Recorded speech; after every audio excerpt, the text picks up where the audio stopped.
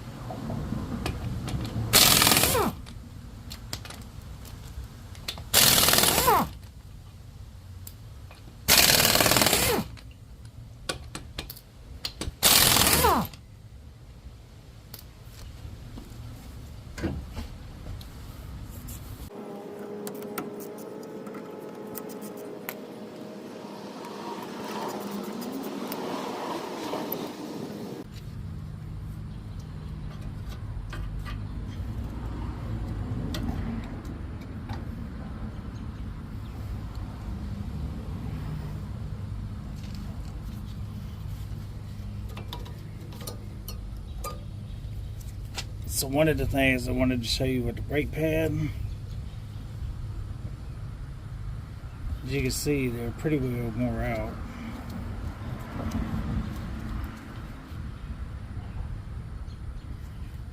There's about 5 millimeters left. And as you can see, once you get down to the 3, it's pretty much time to replace it. But when you compare it to the new one, you can tell quite a bit of difference.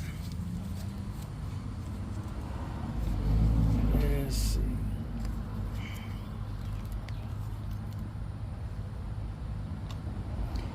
New pads are 10 millimeters.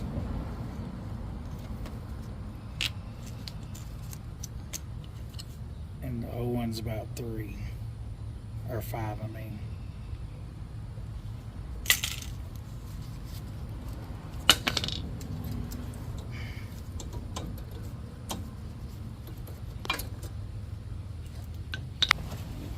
So one of the other things you could look at, if you see this tab right here, that tab is designed to contact the rotor when the pad gets wore out, letting you know that's time to replace it. And if you look at the new one, you got quite a bit of material left. So one of the first things you do after you remove the brake pad, you'll want to replace the hardware. Take all the old stuff off.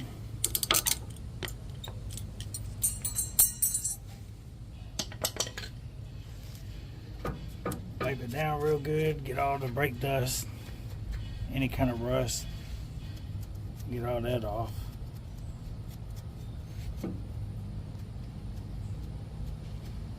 And if you got some brake parts cleaner, it's better to spray it down.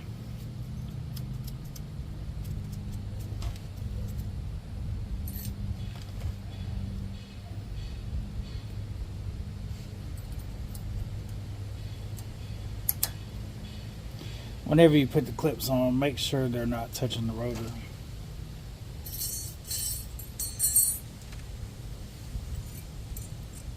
Pretty easy to put them on, they just snap in place. These little tabs right here will center it, so that way it's not rubbing the rotor.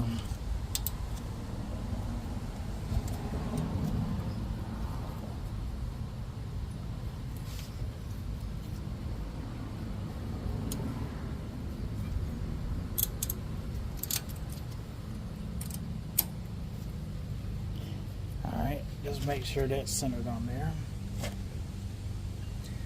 Make sure it's sitting flat. So when we put the pad on, we're going to put this wear indicator tab to the bottom. That way when the rotor turns, it'll rub on it and make the noise, letting you know your brake pads are needing to be replaced.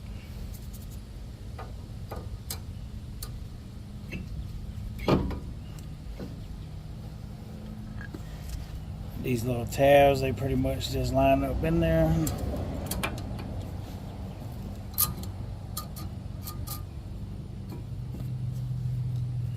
Just like so.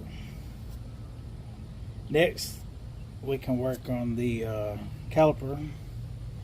One thing to remember when you're doing your brakes is not to let the caliper hang by the brake hose.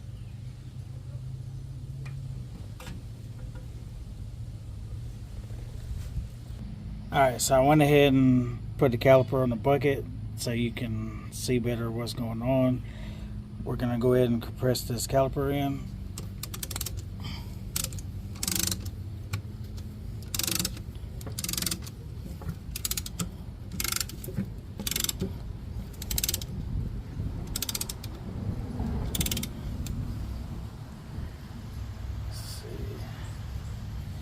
I don't know if you can notice right there, you can see both pistons going in evenly.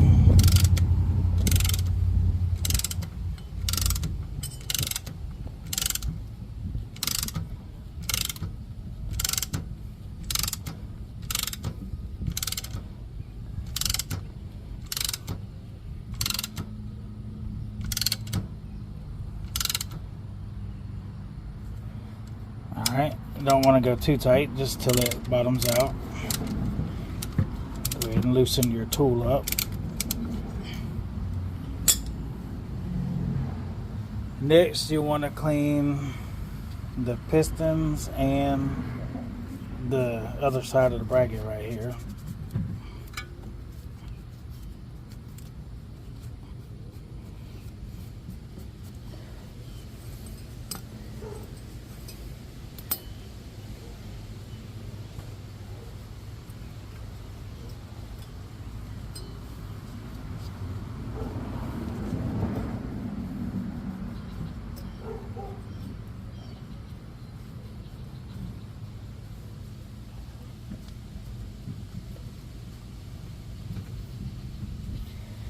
Now that we got that cleaned up, we're going to go ahead and replace this part right here. Keeps tension on the pads. Pretty easy. You just pop it off and these little tabs hold it back in. I don't know if you can see right there.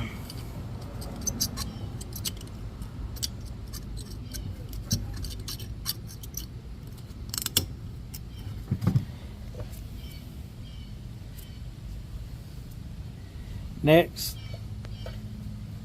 one thing that people often forget about is these slide pins. Looks like it got a little water up in there, but we're gonna clean it off real good. Once you get it, some new grease on it, just slide it in there. Make sure that boot goes up over it and seals. That way you keep most of the water and dirt out. Ideally you want to keep all of it out, but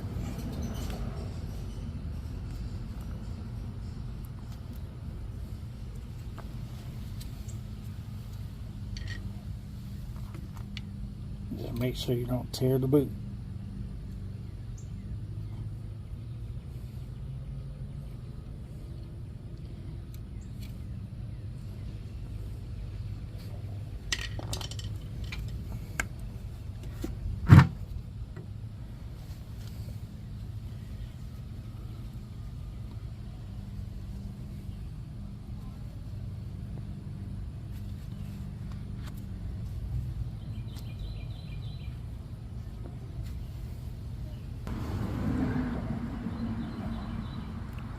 Make sure when you're greasing these slide pins, you're not using wheel bearing grease, Because if you do, when it gets hot, it'll dry like cement, and then you'll probably never get it out. Then you'll be replacing the caliper bracket and pins and all.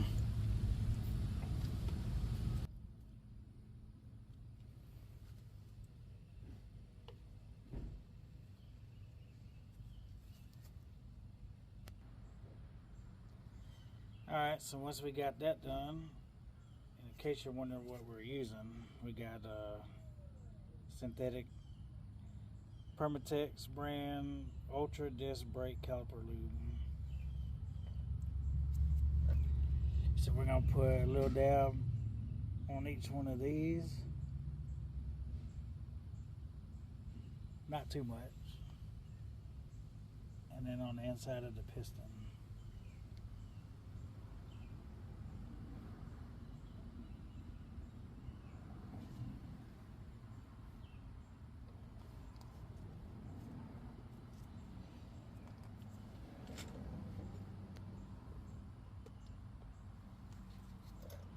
Now we can go ahead and slide the caliper back on.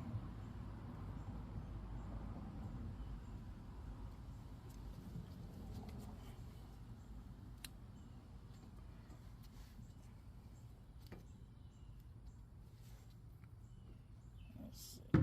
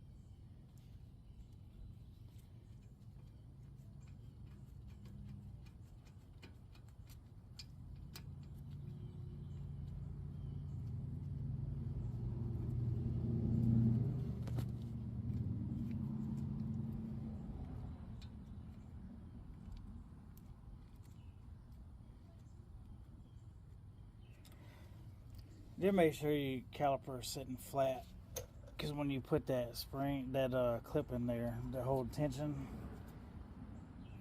it'll you have to use a little force to kind of make sure the caliper is sitting flat so you don't cross thread the bolt.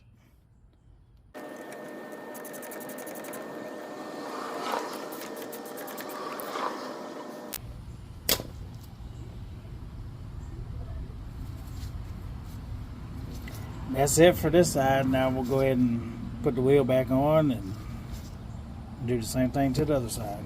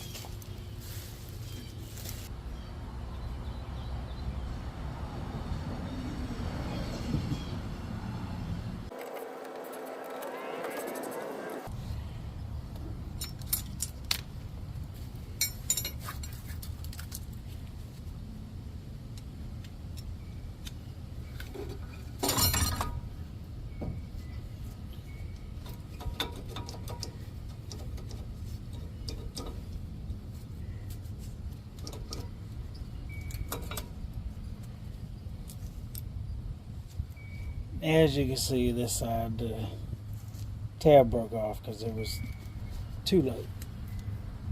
One of the things to keep in mind when you're not replacing or having the rotors machine flat, check for any deep grooves or a ridge on the outside,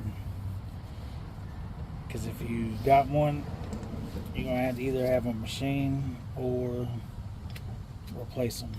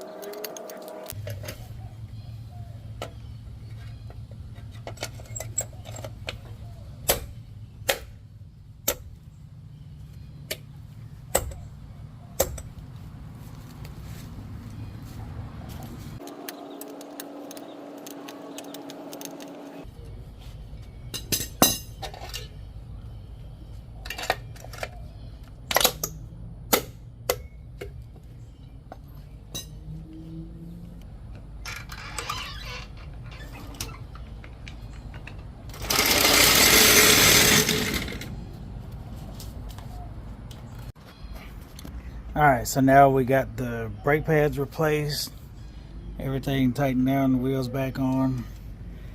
Check our fluid level, back almost to the max.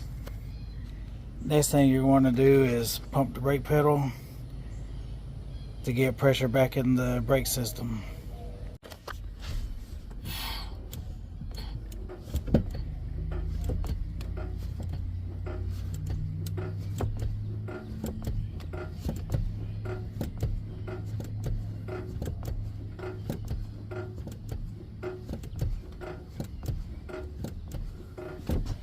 Alright, once the brake pedal gets hard and feels normal, double check the brake fluid level to make sure it's topped off where it should be.